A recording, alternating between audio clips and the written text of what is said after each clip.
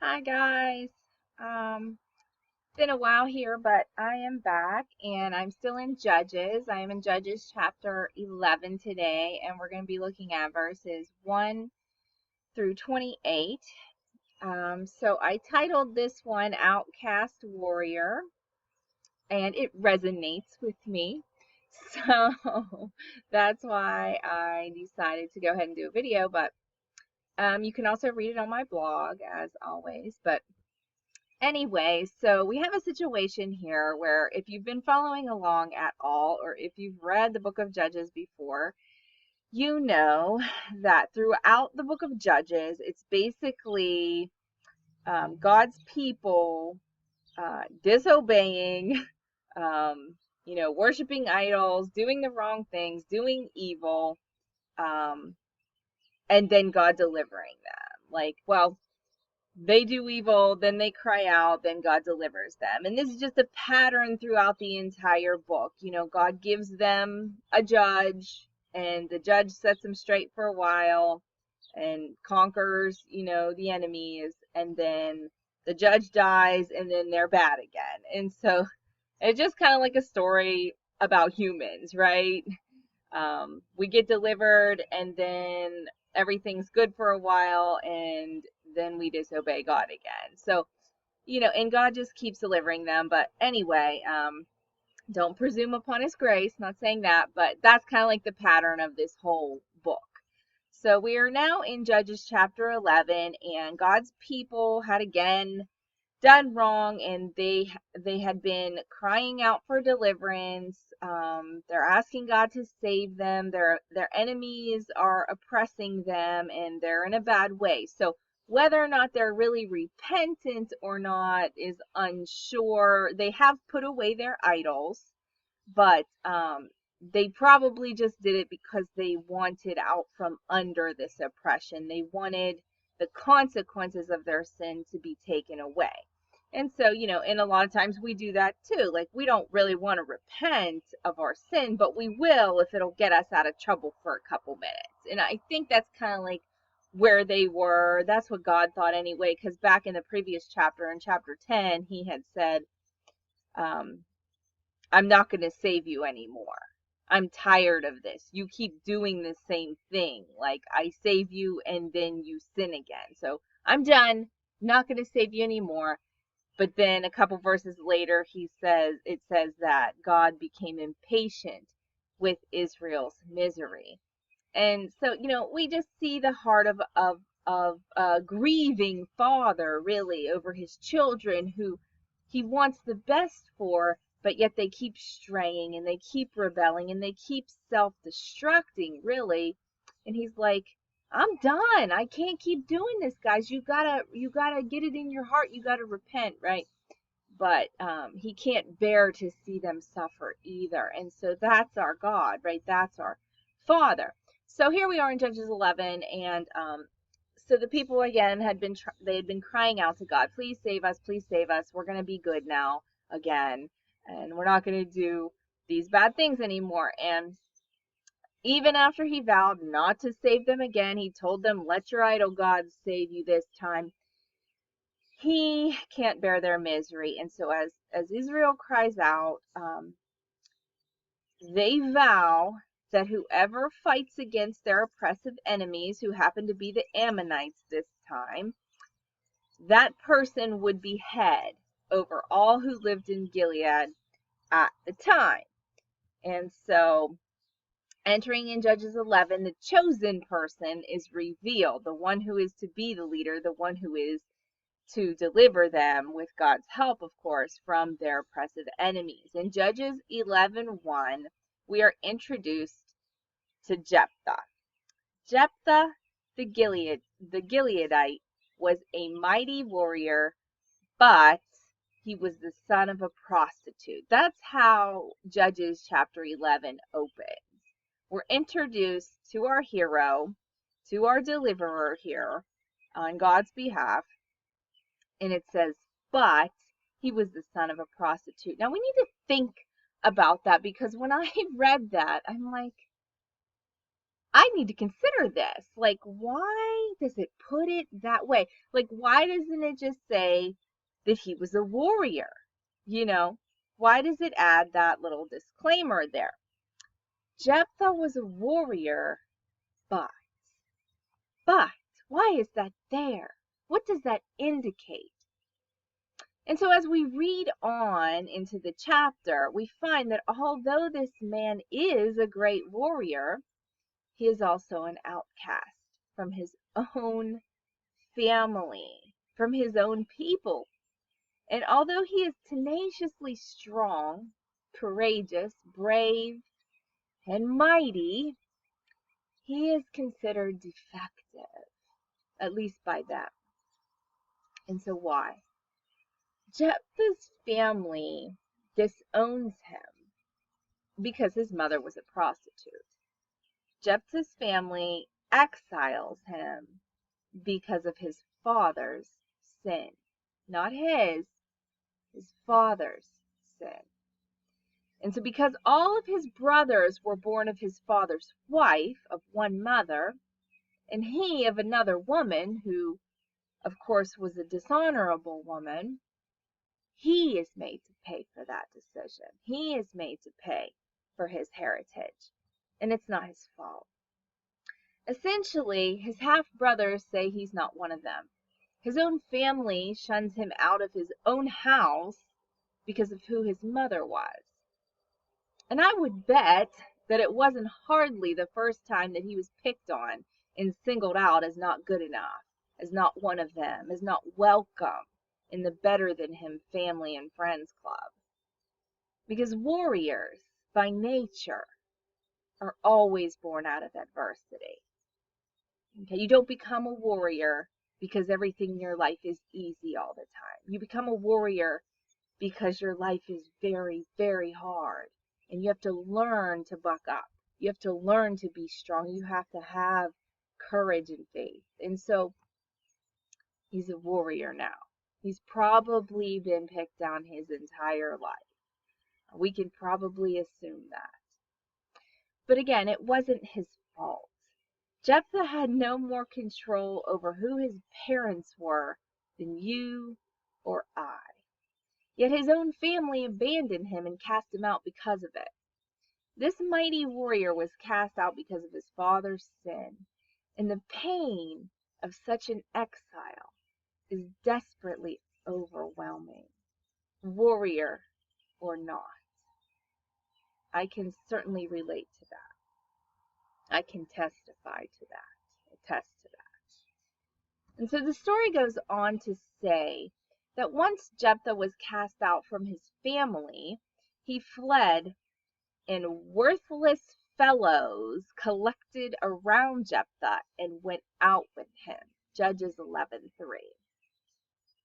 Worthless fellows. Now that's quite a line. They collected around him. Well, this guy apparently didn't have many friends, but the ones that he did accumulate were bad news. He's made to leave his household, and basically it says a bunch of losers surround him in his new home, in his new territory. Probably other outcasts, because, you know, birds of a feather do flock together. But here we have a man of great strength, of great courage, hanging around a bunch of lowlifes. He's a warrior, right? But, you know, I just thought about this and I thought, you know, that's kind of what a guy tends to do when he's defeated. And so I just wonder where he was at this point. But anyway, sometime later, his people come back to him and they tell him to come be their leader. And I'm like, what? What? Does that even make any sense? First, they exile him through no fault of his own, and then they come back and ask him to be their leader? Like, what kind of bipolar people are these? The elders coming to ask Jephthah to lead indicates several things. We can infer several things from this. Firstly, they needed a strong warrior to fight on their behalf, and he was probably the most eligible candidate, right? He was born of adversity. He had learned how to fight. His whole life was a fight, and so he's the prime candidate, and they know it. And secondly, they knew Jephthah was not only physically and mentally strong, as all warriors are, but they knew that he was indeed one of them after all. They knew he was trustworthy enough to help his own people, even after how viciously they had treated him, how hatefully they had treated him. They still trusted him because they knew it wasn't him. They knew it was them that was in the wrong. That's why they come back to him. They wouldn't have come back to him if they had thought that he was unfit to lead, or someone who was going to harm them by leading. They knew. They knew. And apparently Jephthah, as big and bad as he was, and even despite his outcast friends and outcast status, was a person of notable character. They wouldn't have come to him if he hadn't been. So how does he answer these guys when they come asking for his help? So Jephthah's like, well, didn't you just hate me and drive me out of my father's house? Now you're gonna come back and get me when you're in trouble? Like, any of us would be like, yeah, right. Like, why would I help you? Judges 11:7 tells us that. And they answer him by, I think, appealing to his pride. They answer him by asking him to be their leader over all Gilead. And I wonder just what kind of desperation it must take to ask the guy you just chased out of nothing more than your own pride and preference, to come back and be your leader.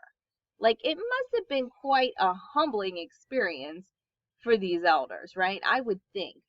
But I guess God really is in the business of delivering people. He wants to deliver his rebellious children, but he's not going to do it without first humbling and correcting them to the uttermost, right? And I think that's part of this. That's my guess. So Jephthah agrees to fight and be their leader. And the first thing that he does, being a mighty warrior, though, is not to run at the enemy with guns blazing. No, he's not a hothead. He's wise. He sends messengers to ask the Ammonites what the problem is, right? Any good leader, this is important, get this piece. Any good leader investigates the origins of a problem before doing anything rash, right? A good leader is going to find out just where did this start? What is the root cause of this problem? He doesn't just go in and start, making heads roll and firing guns. No, he doesn't go to battle. He goes to diplomacy. What happened here? That's what a good leader does. Any good leader investigates the origins of the problem before doing anything rash, before doing anything else. We need to figure out where this started and whether we can fix it without fighting, right? Can we fix it? We should be able to, right? We're all humans. But so the Ammonites tell him they're mad because Israel stole their land and they want it back.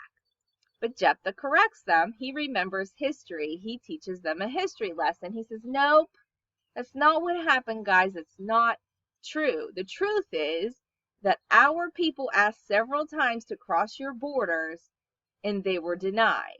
So we fought and we won against you, and we obtained the land by battle, by defeating you. That's why we're living in the land, right? So Jephthah tells them that it was God who dispossessed them from the land, and therefore they cannot just have it back. We won it, guys. We fought you and we won it. And God's people are living there, so sorry. Go ask your God for some land. And that's literally what he tells them. Go ask your God for some land.